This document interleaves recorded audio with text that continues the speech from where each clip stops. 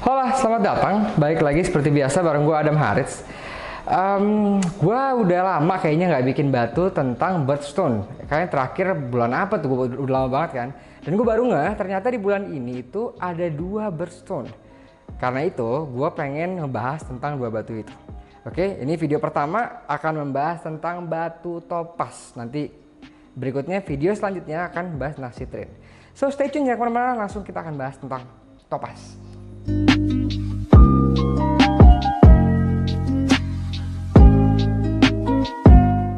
Topaz sendiri adalah mineral silikat yang terdiri dari aluminium dan fluorin dengan chemical formula atau chemical komposisi ini. Tampilin deh. Nah, selanjutnya topaz sendiri memiliki hardness yang cukup tinggi, yaitu 8. Jadi dia cukup kuat sebetulnya. Tetapi karena topaz ini memiliki perfect cleavage sehingga menyebabkan toughness-nya rendah. Artinya meskipun kekerasan topaz itu di angka 8, topaz adalah batu yang gampang banget pecah, apalagi kalau kepentok di bagian cleavage yang sempurna tadi itu. Oke, jadi gimana pun menggunakan topaz harus jauh lebih hati-hati meskipun hardness-nya tinggi. So next, topaz memiliki refractive index 162 dengan specific gravity kisaran 3,53 plus minus. Oke, itu properties dari topaz. Next kita akan bahas soal varian atau warna-warna dari topaz. Topaz ini basically ya, dari in the purest form topaz ini sebetulnya colorless.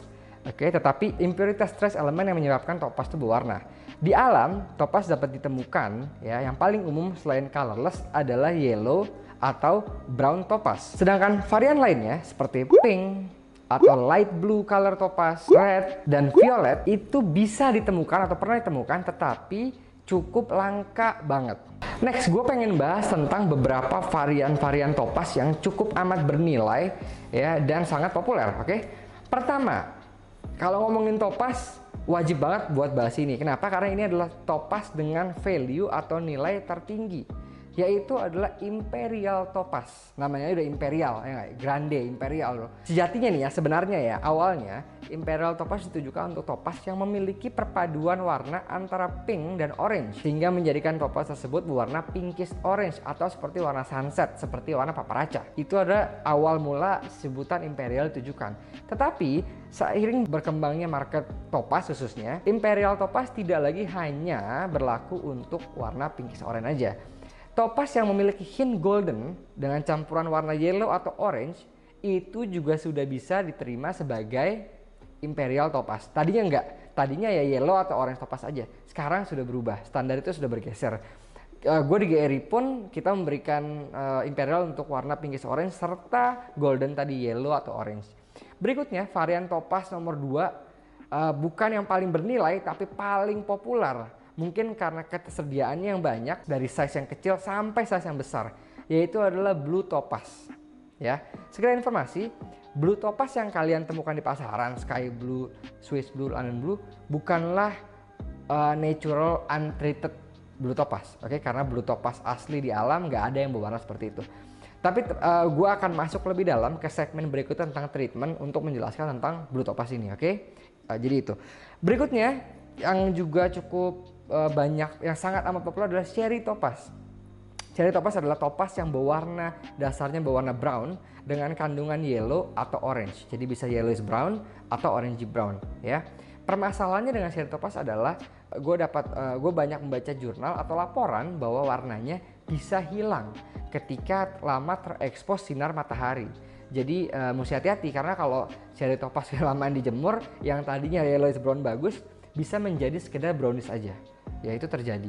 Oke, next setelah itu ada juga mystic topaz. Nah, mystic topaz ini, tau kan? Nih gue coba tampilkan. Mystic topaz ini ketika topaz itu warnanya seperti ada fire-nya bermain gitu kan. Tapi ini juga bukan warna natural. Oke, ini juga hasil dari treatment.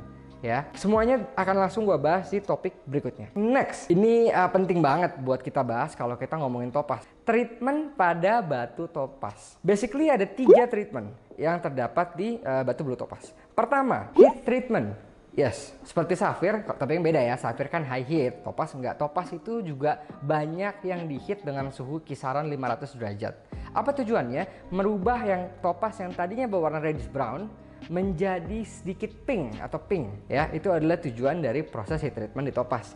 Next, berikutnya ini dia nih yang cukup amat sangat penting dan penting buat dibahas dan dikupas.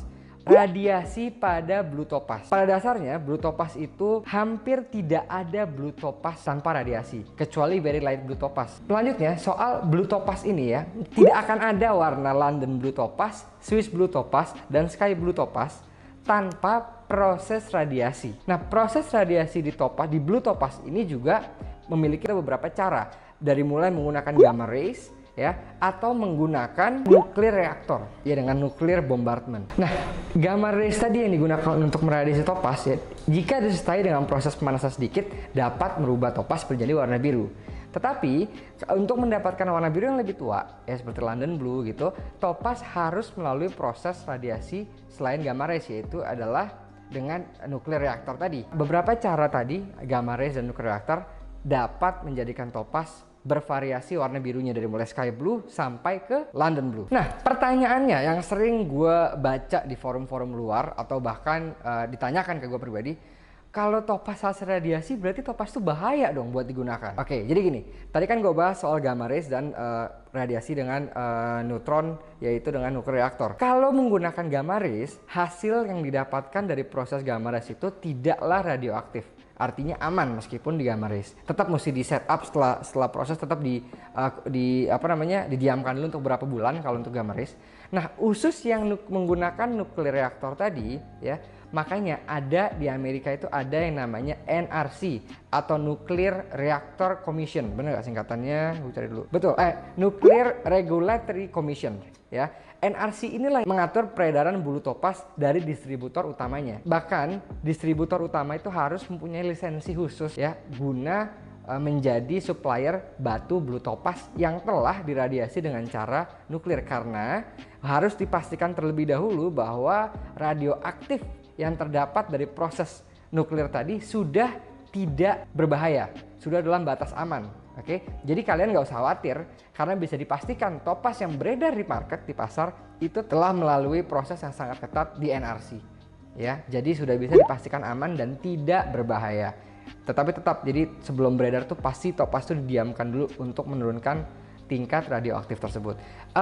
Ini beda ya dengan batu-batu lain yang diradiasi banyak banget. Selain blue topaz, ada beberapa batu yang gue tahu diradiasi dan itu kadang-kadang bisa nggak aman. Tapi tidak dengan blue topaz. Oke, mudah-mudahan sampai situ clear. So next, yang ketiga, tadi udah heat, udah radiasi, dan yang ketiga adalah coating. Yes, coating di topaz adalah treatment yang sangat lumrah. Biasanya colorless topaz itu di coating dengan menggunakan thin metal layer gitu ya, untuk mengimitasi warna, kadang bisa green topaz, pink topaz, red, bahkan blue itu sendiri. Dan satu lagi yang tadi gue sempat bahas soal mystic topaz kan. Mystic topaz itu ketika itu coating, oke?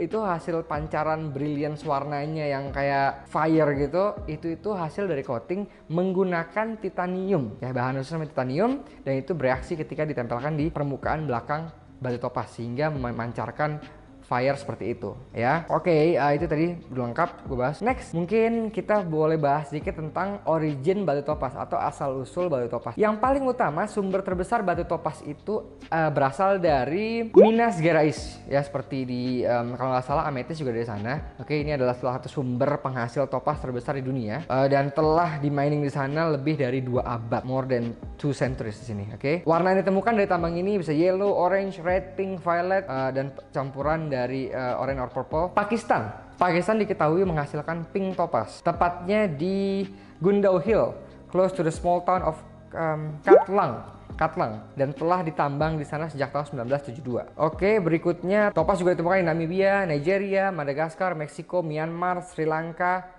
dan United States of America, dan juga Rusia. Oke, gua rasa udah semua tentang topaz. Oke, mudah-mudahan video ini cukup banyak dapat memberikan kita informasi tentang batu topaz.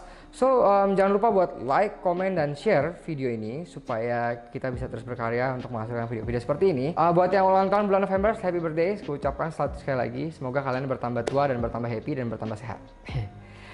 Thank you so much for watching. Sampai ketemu di video berikutnya. Bye bye.